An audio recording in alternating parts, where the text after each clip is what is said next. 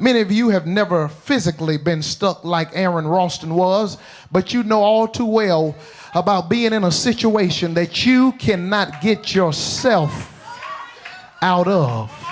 Even deeper, some of you all are in situations right now you didn't even get yourself in it. Life cards just dealt you a hand that didn't have the big joker and the little joker. You've been working with a deck full of clubs and a deck full of hearts and a deck that was not in your favor, but life sometimes just deals you a bad hand and you become stuck between a rock and a hard place. You can look at me like you don't know what I'm talking about, but some people's marriages right now are in between a rock and a hard place. You did everything you could for that little baby.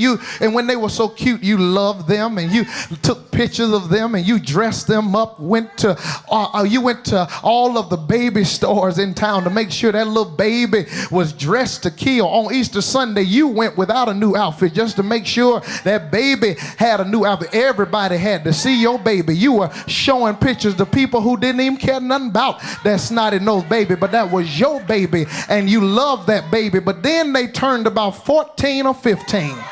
Then they got into their early 20s and started nibbling on sweet grass and wandered off, discovering a life that they thought they would be interested in, but it was not a life that you raised them in.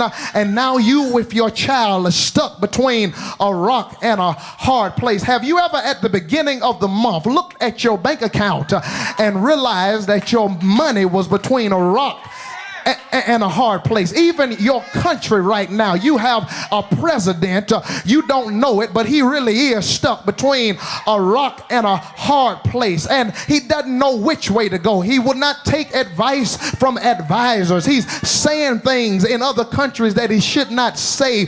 He claims to be pro-life, but he's willing to take your health care. He's only pro-life long enough that he can control a woman's decisions and a woman's body, but he's not pro-life enough to make sure that when somebody gets diabetes or cancer or has a stroke or has heart disease, that they will be taken care of later in his life. He is stuck between a rock and a hard place, and impeachment chases him like a mad dog in the summer sun. Thank you, Jesus. He's stuck between a rock and a hard. Christianity is stuck between a rock and a hard place because we are in a crisis in Christianity, because some people believe that if I am pro-life, then I really am Christian. You're pro-life, yeah, you don't believe in murdering the fetus in a mother's womb, but you're the most unloving, the most unforgiving, the most ungentle, the most uncaring individual in creation. But because you're pro-life, you believe that you are a Christian. So then Donald Trump is invited, 45 or 46 minus 1, gets invited to Liberty University to speak at what they call the most Christian university in the nation.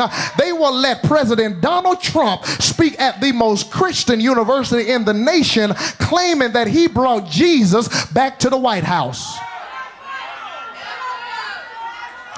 Let me be clear, Christianity is stuck between a rock and a hard place. Because if Jesus represents what 45 stands for, I need to find me a new religion today.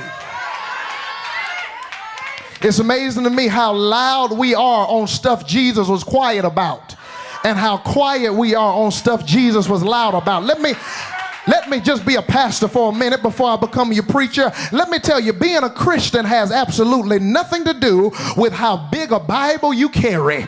Being a Christian has absolutely nothing to do with how loud you shout in church, or if you go to church once a month or you go to church 4 times a month. Being a Christian is not a showing on the outside, it's a transformation on the inside.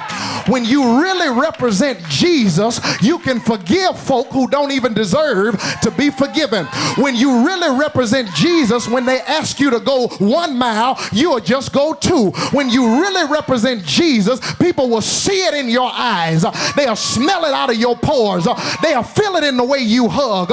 There'll be a certain joy, a certain smoothness, a certain sensitivity, a certain gentleness, a certain kindness that comes off of you when you're really representing Jesus.